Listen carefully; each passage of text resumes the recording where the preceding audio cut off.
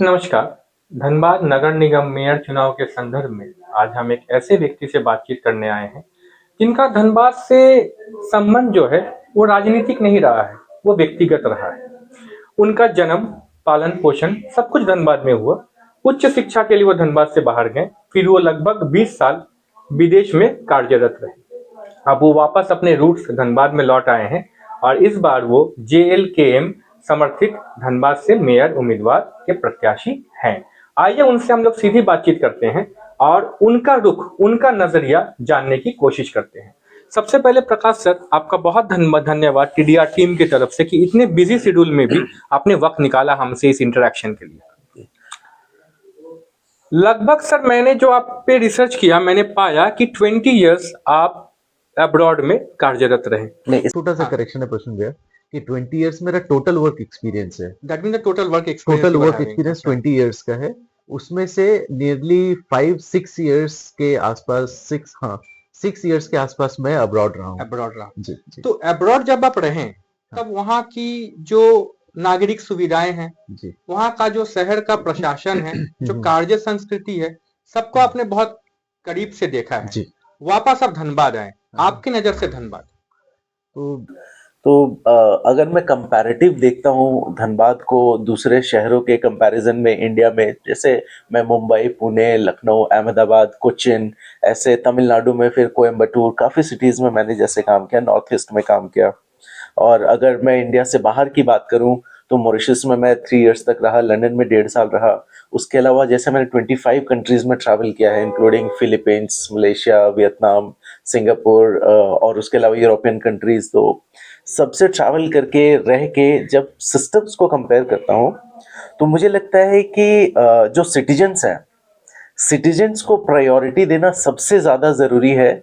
और ये कंट्रीज में होता है कि आप citizen advice bureau, citizen portal, ताकि ट्रांसपेरेंट इंफॉर्मेशन लोगों के पास पहुंचे। ये एक बहुत बहुत ही की एस्पेक्ट है। और काफ़ी कंट्रीज, गवर्नमेंट्स और इवन इंडिया में भी काफ़ी डिफरेंट सिटीज़ में ये फॉलो किया जाता है कि आप citizen centric rules and policies बनाएं कि सिटीजन आपके पास पहुंच पाए, इजी एक्सेस हो। जैसे हमारे यहाँ पे सरकार आपके द्वार प्रोग्राम चलता है, राइट? इसलिए चलता है कि लोग सरकार के कार्यक्रम या उसमें पहुंच पाए और अपनी चीज़ों को, अपनी बातों को वहाँ रख पाए। तो why we need a different program? It should be a continuous process, है ना, कि लोग हमेशा आपके पास पहुंच पाए बिना ऐसे किसी इतने बड़े तामझाम के साथ में। तो जैसे मैं मॉरिशस का एग्जांपल देता हूँ, वहाँ पे सिटीजन एडवाइस ब्यूरो करके हर म्यूनिसिपैलिटी के अंदर और म्यूनिसिपल के डिफरेंट एरियाज में सिटीजन एडवाइस ब्यूरो एक ऑफिस होता है। तो अगर आपको कोई भी कंप्लेंट, कोई सजेशन या कोई भी ऐसी चीजें जो आप गवर्नमेंट तक पहुंचाना चाहते हैं, तो you can go to citizen advice bureau instead of going to municipal office. ठीक है, क्योंकि हो सकता है कि आप बुजुर्ग हैं और आप म्यूनिसिपल ऑफिस जाने में आपको दिक्कत है, ट्रांसपोर्टेशन फैसिलिटी आपके पास नहीं है, तो आप सिटीजन एडवाइस ब्यूरो में आप एक एप्लीकेशन सबमिट करते हैं और आपका कंप्लेंट रजिस्टर हो जाता है। और वो एप्लीकेशन रिसीव करके आपको एक एक्नॉलेजमेंट नंबर दे देते हैं और उसके बाद वो कंप्लेन या वो जो डॉक्यूमेंट है वो म्यूनिसिपल ऑफिस जाता है। वहाँ इंटर डिपार्टमेंटल कोऑर्डिनेशन मीटिंग्स होती हैं, जिसमें अगर आपके मान लीजिए घर के सामने, जैसे मेरे घर के सामने वाटर लॉगिंग का बहुत प्रॉब्लम रहा है, हमेशा से मेरे बाउंड्री वॉल 2-3 बार गिर चुका है। तो अगर इस तरह की कोई समस्या है तो वहाँ की जो म्यूनिसिपल है उसको तुरंत संज्ञान में लेती है। उसके बाद जो कंसर्न अथॉरिटी है, जैसे अगर बड़ा कोई ड्रेन या जैसे रोड के साइड का ड्रेन है, तो रोड डेवलपमेंट अथॉरिटी के साथ कोऑर्डिनेट करती है कि आपका जो ड्रेन है वो ओवरफ्लो होके या आपके ड्रेनेज सिस्टम के प्रॉब्लम की वजह से हमारे रेजिडेंट्स को प्रॉब्लम है, इसको रिजॉल्व करना है। उसको नेक्स्ट लेवल पे लेके जाया जाता है कि आखिर उसको रिजॉल्व करने के लिए हमें बजट क्या चाहिए। लेट्स से कि हमें 10 लाख का बजट चाहिए इस एरिया के ड्रेनेज सिस्टम को इम्प्रूव करने के लिए। वो फिर बजटरी कमेटी में जाता है अप्रूवल के लिए। वो अप्रूवल के बाद तुरंत टेंडर, और टेंडर के बाद उसको प्रोसेस कर दिया जाता है और जिस रेसिडेंट ने कंप्लेन किया उसको ये अपडेट दे दिया जाता है कि आपके कंप्लेन के बेसिस पे हमारी कमेटी ने डिसाइड करके ये एक डेवलपमेंट का काम स्टार्ट किया है। तो जो रेसिडेंट है उसको भी एक सेटिस्फैक्शन होता है कि मेरी बात सुनी गई और ओवरऑल आप उस एरिया को डेवलप करने के लिए सजेशन सिटीजन से आ जाए। मतलब एक सरल उपाय जिससे पब्लिक ग्रीवियंस को हम एड्रेस कर सकते। करेक्ट। सबसे बड़ा सवाल सर जो जनता जानना चाहती है, वापसी, इतना अच्छा प्रोफेशनल कैरियर, इतना सक्सेस, वापसी वापसी के बाद सीधे इलेक्टोरल पॉलिटिक्स पे आना। आज का जो युवा है, शिक्षित युवाएं बहुत कम पॉलिटिक्स में आना चाह रहे हैं। इसके पीछे का कारण that why you are into electoral politics. तो मैं इसमें दो बार मैंने अटेम्प्ट लिया वापस धनबाद आने का। जैसे 2005 में जब मैंने अपनी इंजीनियरिंग कंप्लीट की तो मेरा कैंपस प्लेसमेंट हो गया। I went to Gurgaon, RITES मैंने ज्वाइन किया। राइट्स से मेरा प्रोफेशनल करियर शुरू हुआ है। और 2014-15 में जब मैंने लंदन से मास्टर्स डिग्री कंप्लीट किया, उसके बाद भी मैं धनबाद आया because I wanted to work in Jharkhand. But जो मेरी कह सकते हैं क्वालिफिकेशन थी या क्वालिफिकेशन है, और जिस इंटेंट या जिस तरीके का मैं काम करना चाह रहा था, वो पूरे झारखंड में हो नहीं पा रहा है और हो भी नहीं रहा था। जैसे कि मैं ट्रांसपोर्टेशन सिस्टम को इम्प्रूव करने के लिए, यहाँ के ट्रैफिक व्यवस्था को इम्प्रूव करने के लिए, यहाँ के अर्बन इंफ्रास्ट्रक्चर को इंटीग्रेटेड वे में डेवलप करने के लिए काम करना चाह रहा था। तो मैंने देखा धनबाद में कोई अपॉर्चुनिटी, कोई पोटेंशियल नहीं है, इसलिए कि थोड़ा डिस्करेजिंग था। जब मैंने यहाँ के देखा कि मैंने ट्रैफिक जैम कोयला नगर वाले जंक्शन पे काफ़ी होता है, जब दिल्ली पब्लिक स्कूल में बसें आती हैं जाती हैं तो वहाँ पे बहुत ट्रैफिक जैम होता है। पुलिस लाइन में आप देखेंगे जो हाउसिंग कॉलोनी की तरफ रोड टर्न होता है, वहाँ पे ट्रैफिक जैम होता है। हीरापुर में जैम होता है, स्टेशन के पास होता है, बैंक मोड़ पे होता है, उसके बाद आप पुटकी एरिया में होता है, उसके बाद आपको थोड़ा खुला स्पेस मिलता है। If you see the trunk road from Govindpur till you can say Govindpur से लेकर आप महुदा वाले बाजार तक, तो इतने सारे ब्लॉक पॉइंट्स हैं। मैंने हर ब्लॉक पॉइंट के लिए एक सॉल्यूशन बनाया था। जैसे अगर आपको कोयला नगर वाले टर्निंग पे इम्प्रूव करना है तो क्या करना चाहिए, अगर आपको बैंक मोड इम्प्रूव करना है तो क्या करना चाहिए। और मैंने वो प्रपोजल डॉक्यूमेंट बना के 2015 उस टाइम जो भी डीसी थे, मैंने उनको वो डॉक्यूमेंट दिया। But he was like very busy person, तो उनको लगा कि अरे ठीक है, आप किसी ने दे दिया। When I introduced my self कि मैं इस तरीके से स्पेशलाइज्ड हूँ इस काम को करने में, तो फिर भी उन्होंने थोड़ा सा मुझे सुना। एंड ही टोल्ड ठीक है, we will get back with any suggestion. कोई रिस्पॉन्स नहीं, कुछ नहीं आया।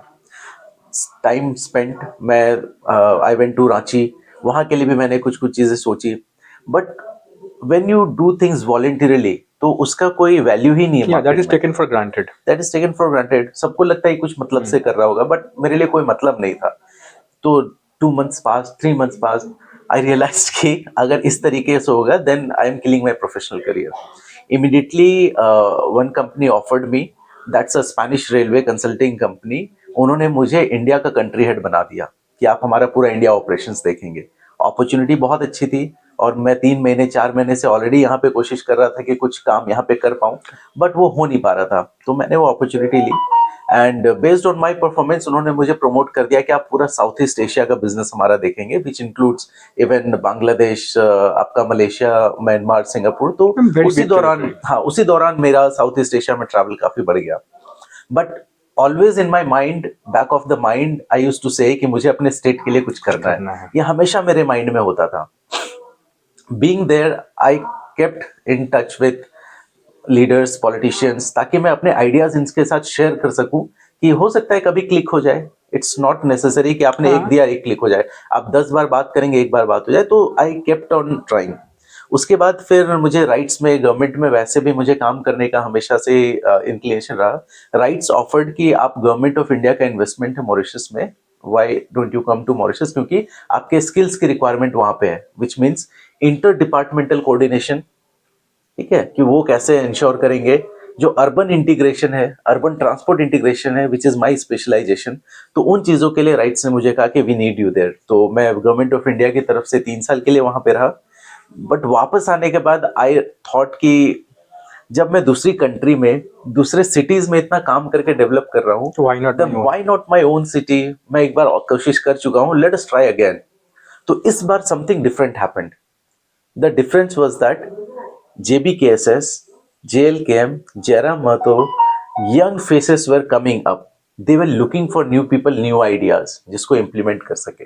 And that was the time when I connected with these people. 2021-22 में मैंने कनेक्ट किया और उस टाइम पे they also liked कि कोई पढ़ा लिखा एक्सपीरियंस जिसके पास इतना अच्छा जॉब अपॉर्चुनिटी है। Normally people struggle for a job, तो जिसके पास इतनी अच्छी अपॉर्चुनिटी है, चाहे वो इंडिया में हो या इंडिया के बाहर हो, वो कंट्रीब्यूट करना चाह रहा स्टेट में, so that also hit their intent कि हाँ हमें इनको अपनी टीम में रखना चाहिए. Then I started to interact with them. जो मैनिफेस्टो ड्राफ्ट करना है उसके लिए मैंने कुछ आइडियाज दिए एज लीडर. जैसे ही वाज टारगेटिंग कि एमएलए बनेंगे, तो एमएलए को व्हाट एमएलए कैन डू, उन चीजों पे मैंने कुछ कुछ नोट्स ड्राफ्ट करके देने शुरू किए. देन ही रियलाइज्ड कि he actually has a potential. तो उन्होंने फिर मुझे एडवाइजर अपॉइंट कर लिया, adviser to MLA, adviser to Jairam Mahato. और उसके बाद ही ऑल्सो रियलाइज कि इनका कम्युनिकेशन भी अच्छा है. Then he also appointment me as the central spokes person.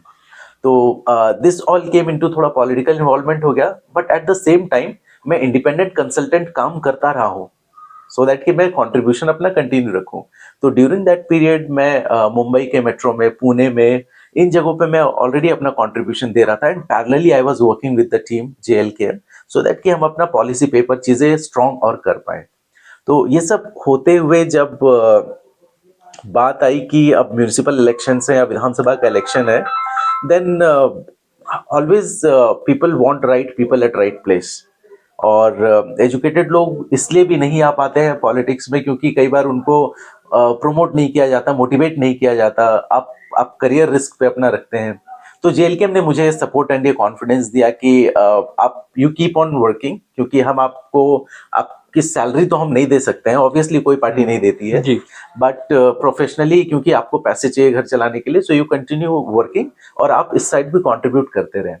When it came to the municipal elections, तो लगा कि नगर निगम या म्यूनिसिपल एरिया जो है इसको डेवलप करने के लिए एग्जैक्ट इस तरह की क्वालिफिकेशन या इस तरह का एक्सपीरियंस चाहिए. देन दे ऑफर्ड कि व्हाई डोंट यू कॉन्टेस्ट. तो that's the moment when we decided कि ठीक है, let's get into electoral politics. क्योंकि जब कहते हैं ना right people at right place, तो डेवलपमेंट अपने आप आने लगी. आपने मेरा एक और सवाल का जवाब दे दिया. मैं आपसे सवाल करने ही वाला था कि आपके पास दो क्वालिटी है जो हर पॉलिटिकल पार्टी चाहती है कि आप जैसे लोग उनसे जुड़े. Number 1, you are young. Number 2, you are highly educated. तो मैं आपसे पूछने वाला था कि आपने JLKM को क्यों चुना, लेकिन आपने उसका जवाब इसी संदर्भ में दे दिया. मेयर पद एक ऐसा पद होता है जो दिखता बहुत बड़ा है, लेकिन उसका जो पावर रहता है ना कहीं वो सीमित रहता है. मेयर जो होता है वो शहर का पहला नागरिक होता है, बट विथ लिमिटेड रिसोर्सेज. आप इस पद को कैसे देखते हैं? मैं तो ये कहूंगा कि जो भी अपॉर्चुनिटी मिलती है within my limitations, within everyone's limitation, let's do our best. मैं हमेशा ये सोचता हूँ कि I am not competing with anyone, I am competing with myself. कि whatever I can do within my limitations, I'll do the best. Let's say अगर एक पार्षद है, अगर वो कहे कि मेरे पास लिमिटेड पावर है, तो वो डिमोटिवेटेड डे 1 से होगा. बट अगर मेरे पास 2 ही काम करने की कैपेबिलिटी है और मैं वो 2 काम अच्छे से कर लूं, then you are 100%. In same way I think भले मेयर को कुछ लिमिटेड पावर्स होंगे, but within my limitations अगर 5 काम ऐसे हैं जो मैं अच्छे कर सकता हूँ, and if I do all 4 or 5 of them, then I'm doing my 100%. तो मैं इसी मोटिवेशन, इसी माइंडसेट के साथ आ रहा हूँ. I don't want कि मुझे पूरे धनबाद का कंट्रोल मिल जाए, नॉट एट ऑल. क्योंकि यहाँ MLAs भी हैं, यहाँ MPs भी हैं, they have their own responsibilities.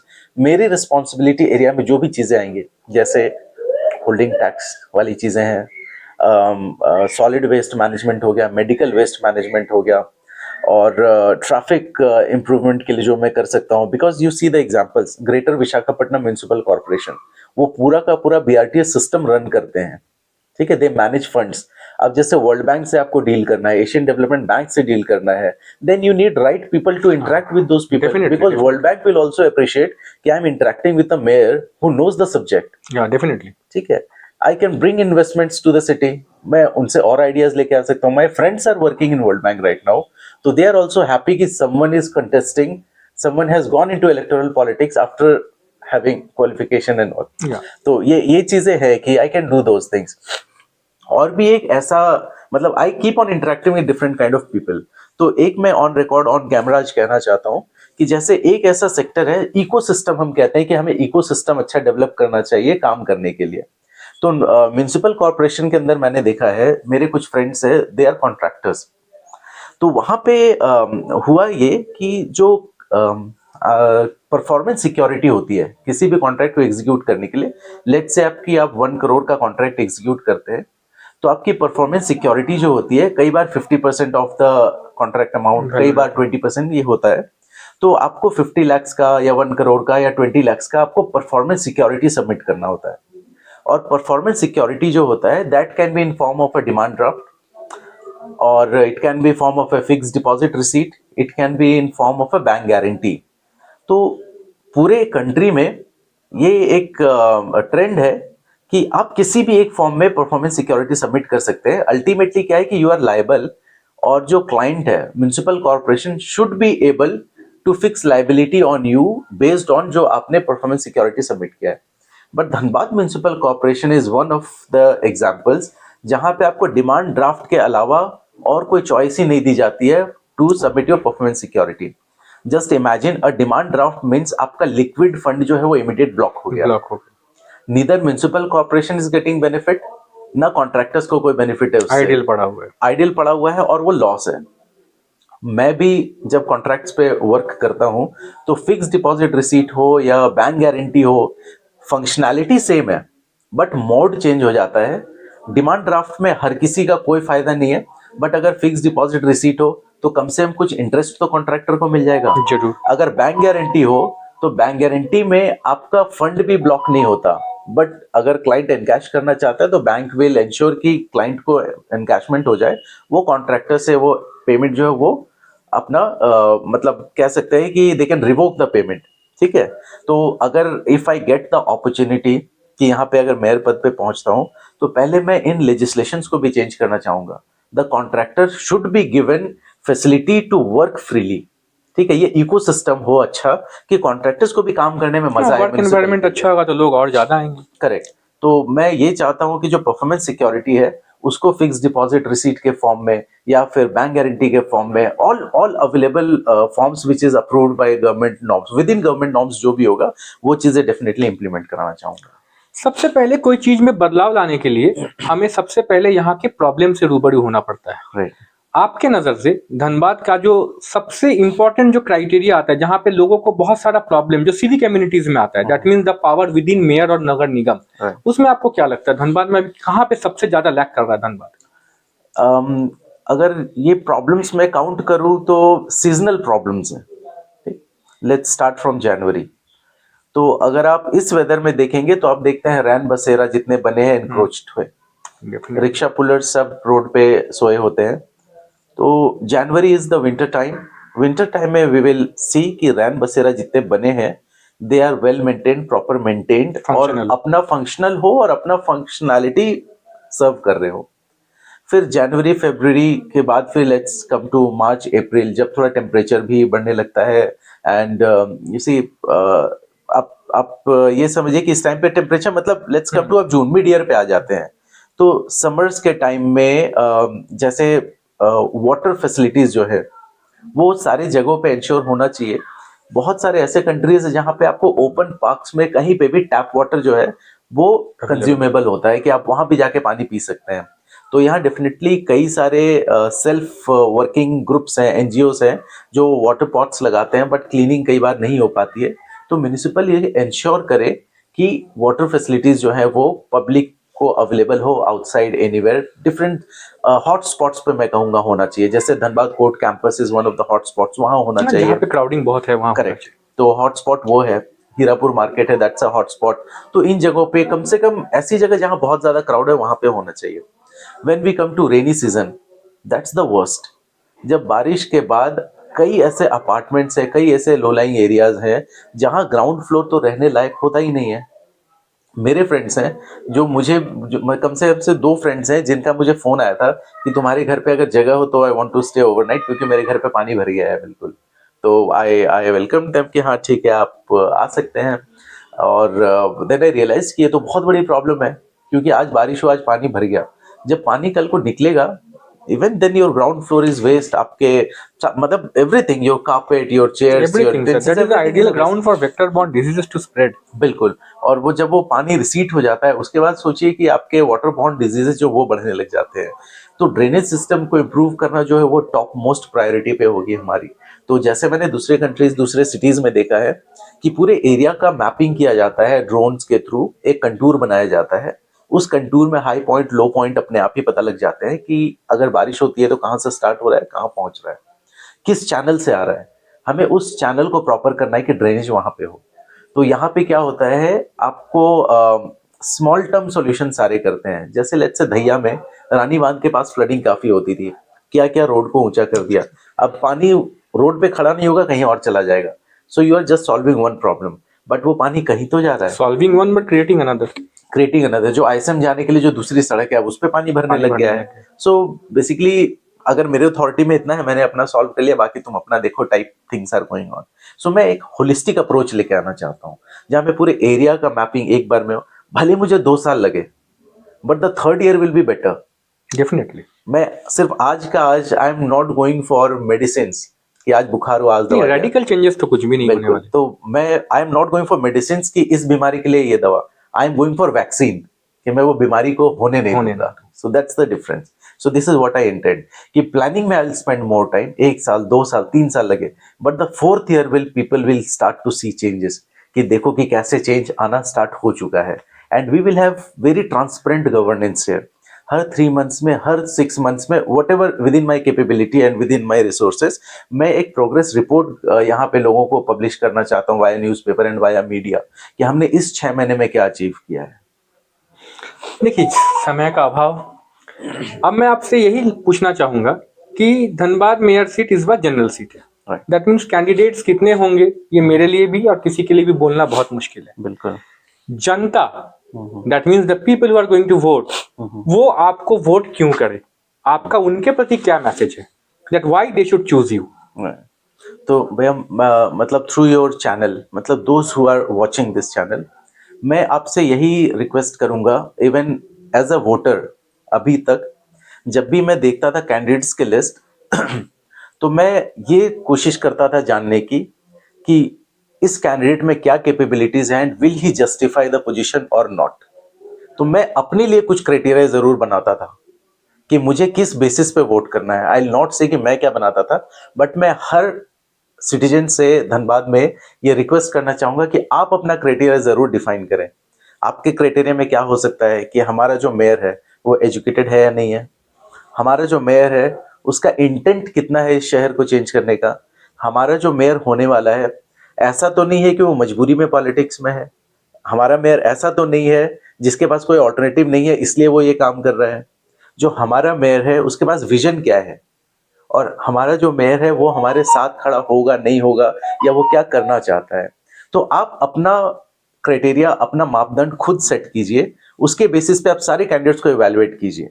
उस इवैल्यूएशन में अगर आपको लगता है कि candidate number A, candidate number B, candidate number C सबसे अच्छे हैं तो आप डेफिनेटली उनको वोट कीजिए। अगर लगता है कि कहीं उसमें मैं फिट हो जाता हूं आपके क्राइटेरिया में तो आप मेरे लिए वोट कीजिए। सो आई विल रिक्वेस्ट यू कि आप अपना क्राइटेरिया अपने खुद से डिसाइड कीजिए कि हमारा मेयर किस तरह का होना चाहिए और मुझे किसको वोट करना है। अभी हम लोग बातचीत कर रहे थे प्रकाश जी से। इनसे बातचीत के क्रम में जो सबसे बड़ी बात जो मुझे समझ में आई, जो मैंने पाया कि इनका जो धनबाद के प्रति जो होमवर्क है और जो ग्राउंड वर्क है ये बहुत तगड़ा है। सबसे पहला बात हम लोग ये मानते हैं कि अगर आपको बीमारी का पता चल जाए तब आप दवा बहुत आसानी से प्रिस्क्राइब कर सकते हैं। तो इनको धनबाद का जो बीमारी है उनसे ये बहुत अच्छे से रूबरू हो चुके हैं। जैसे इनको month wise, that means from January to December Dhanbad की जनता को क्या समस्या से गुजरना पड़ता है ये वो भली भांति समझ गए हैं। अगर इनको मौका मिलता है तो हमें लगता है कि ये धनबाद का जो दवा है वो अच्छे से यहाँ पे दे पाएंगे और धनबाद को इस प्रॉब्लम से, जिन प्रॉब्लमों का ये सामना किए, मैं सामना किया हूँ, आप लोग भी किए होंगे, उससे हम लोगों को निवारण हो सकेगा। तो आइए हम लोग अपने इस सेगमेंट को आगे भी चलाते रहेंगे और नए नए मेयर प्रत्याशियों से हम लोग रूबरू करेंगे और आप तक उनकी बातों को पहुंचाते रहेंगे। धन्यवाद।